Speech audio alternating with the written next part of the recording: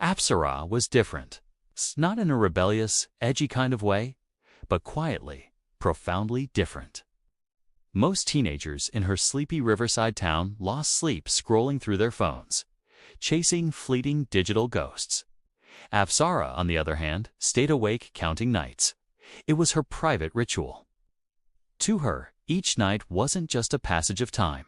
It was a vessel, carrying the weight and texture of a day's memories. And she believed, with a conviction that was almost sacred, that memories deserved respect. They deserved to be acknowledged, counted, and kept. She lived in a place where the darkness of the countryside allowed the stars to shine brighter than anyone's dreams. It was a town of small hopes and familiar faces, where futures were often mapped out before they began. But Apsara's map was different. Her greatest fear wasn't the typical teenage dread of failing an exam or being rejected. No, her fear was deeper, more existential. She was terrified of being forgotten, of her existence fading away like a footprint in the sand. So, every single night, without fail, she would sit by her window, looking out at the inky black river. She'd take a tiny slip of paper and a pen, and in the dim lamplight, she would write. Not a wish, never a wish. She wrote a promise to herself, to the universe, to the quiet night that was her sole confidant. She'd fold the paper into a tight little square and drop it into a large, clear glass jar that sat on her windowsill. The jar was half full, a transparent archive of her resolve. The promises were a mix of hope and melancholy, of ambition and acceptance. One note read, "One day I will leave this place, but I will never stop loving it." Another, written in a shakier hand after a particularly tough day, simply said, "One day I will be someone I am proud of," and perhaps the most difficult one she ever wrote. A tear-blotched confession to the night, whispered, "One day I will forgive myself." She never, ever wished upon the stars. She'd watch them, admire their distant, ancient light, but she wouldn't burden them. In her mind, the stars were already overwhelmed. Celestial postboxes overflowing with the desperate, hopeful, and sometimes selfish wishes of the entire world. They had enough to carry without adding her own. Her promises were different. They were hers to keep, hers to carry. Life in the riverside town flowed on, as predictable as the current of the water it was built beside. Until one day, the stillness was broken. A moving truck, loud and unfamiliar, rumbled down her quiet street. A new family had arrived, and with them, a boy named Samir. He was the complete antithesis of Apsara. He was a burst of color in her monochrome world. He was loud, his laughter echoing down the street. He was energetic, always kicking a ball or zipping by on his bicycle, and he was a fervent believer in wishes. He made them constantly, for everything, without a second thought about how, when, or why they might come true. He'd wish for good weather, for his favorite team to win, for an extra scoop of ice cream. It was inevitable, in a town so small that their worlds would collide. And when they did, it was like silence meeting laughter for the first time. Samir was immediately intrigued by Apsara. She was a puzzle he couldn't solve. She didn't chase after happiness the way everyone else did, yet she seemed to carry a quiet, steady supply of it within her. It wasn't a blazing bonfire, but a gentle, unbroken candle flame, something she protected fiercely. He found himself drawn to her calm, her depth, the way she seemed to see the world in a way no one else did.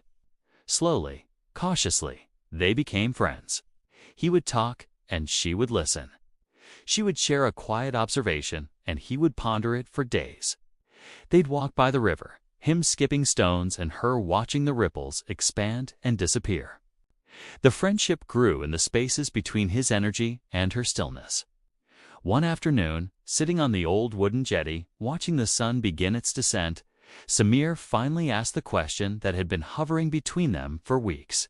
He turned to her, his usual boisterous energy softened by the golden light. "Apsara," he began, "I've noticed. You never make wishes. Not on stars, not on birthday candles, not on anything. Why not? Everyone else does. Apsara looked away from the water and met his gaze. A small, sad smile touched her lips, a smile that held more stories than Samir could possibly imagine. "Because wishes are unpredictable," she said softly, her voice barely a whisper above the gentle lapping of the river. "They're hopes you throw out into the void, waiting for something else to catch them. But promises." She paused, her eyes gaining a flicker of that inner fire. "Promises are responsibilities. They belong to you. You can't blame the stars if a promise is broken. It's all on you." Samir frowned. He didn't understand? Not really. The concept was too foreign, too heavy for his light-hearted view of the world. To him, life was about hoping for the best and seeing what happened. Responsibility was for homework and chores, not for dreams. But he didn't press her. He just nodded, accepting her answer even if he couldn't grasp it. And he stayed. He kept showing up, kept talking, kept walking by the river with her.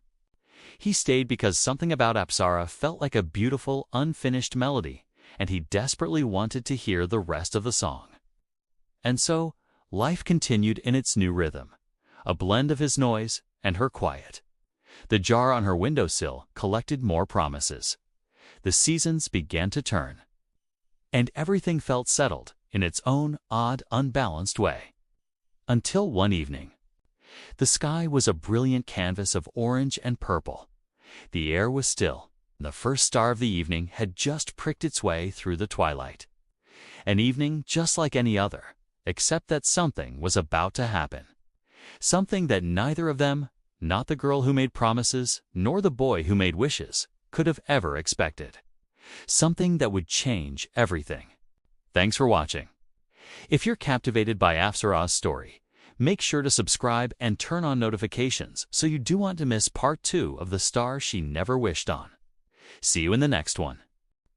Weeks slipped by, and Samir started to piece together the beautiful puzzle that was Apsara. He learned that she found comfort in silence, that goodbyes were her enemy, that her trust was a fortress built slowly, brick by brick, and that her most genuine smiles appeared only when she thought no one was looking. She was like a rare book with a locked cover, and he was still searching for the key. He could see there was something she guarded with all her might, a fragile secret tucked away in the deepest corner of her heart. What was it? What was she protecting so carefully? One evening, with a gentle breeze whispering through the trees, they found themselves sitting by the riverbank. The water mirrored the twilight sky, a canvas of soft purples and oranges.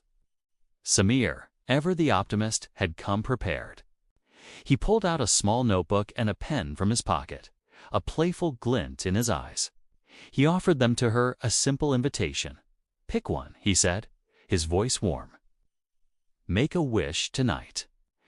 Just once, Apsara turned to him, and in her eyes he saw a weariness that seemed far too old for her years. It was a tiredness that came not from a lack of sleep, but from carrying a weight too heavy for one person to bear. Her voice was quiet, almost a whisper against the sound of the river. "If I make a wish," she asked, her gaze unwavering, "and it doesn't come true, will you be able to watch me break?" The easy smile on Samir's face vanished. For the very first time, he heard a raw, trembling fear hidden beneath her calm and collected surface. The walls she had so carefully constructed had a crack, and he was peering through it into her vulnerability. He leaned in, his voice dropping to a soft, earnest tone. "If you break," he said, the words a solemn vow, "I break too." That's how friendship works. A flicker of something surprise, perhaps, or a sliver of hope passed through her eyes. She closed them, taking a slow, deep breath. She whispered a wish into the breeze, a prayer so faint that the wind nearly carried it away before it could be heard. Samir strained to listen, catching only 3 fragile, broken syllables that hung in the air between them. Just time. Please.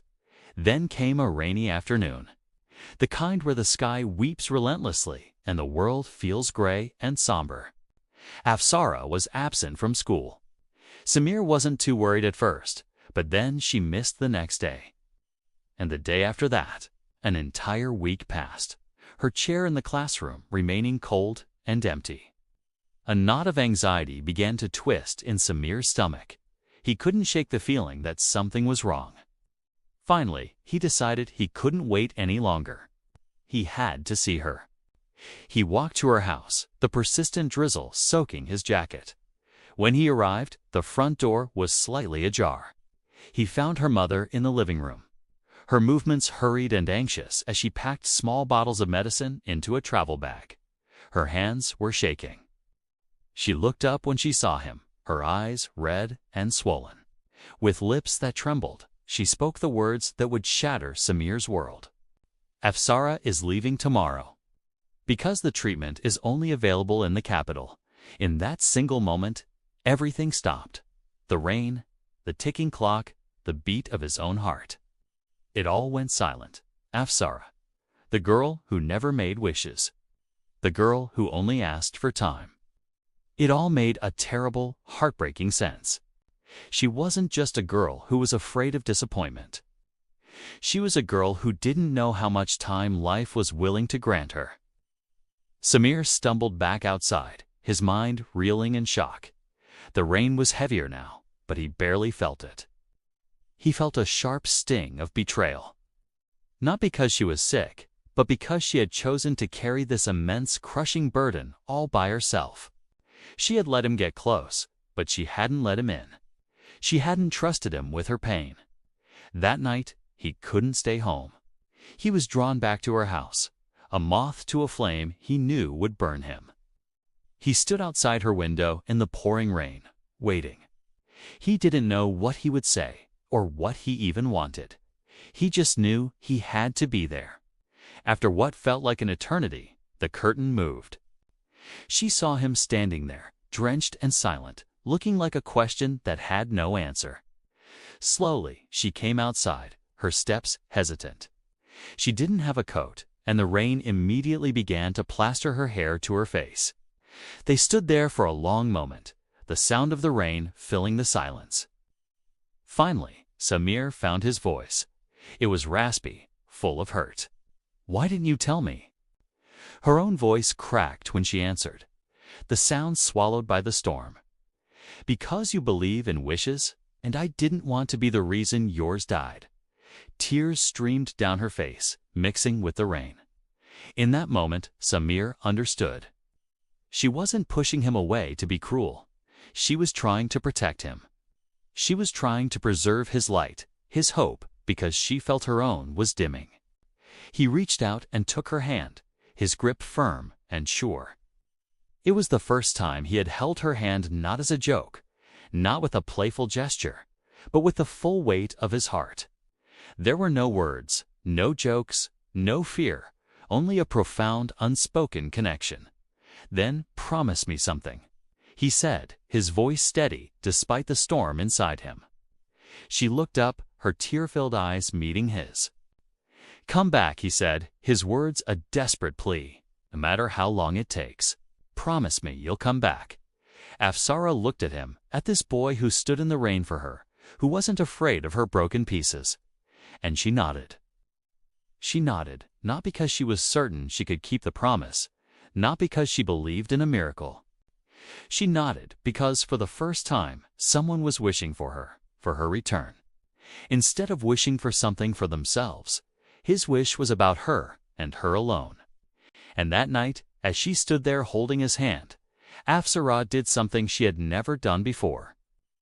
She tilted her head back, let the rain fall on her face, and looked up at the dark, starless sky.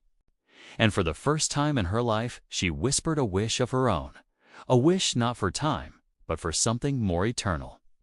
"If I must disappear, let me be remembered."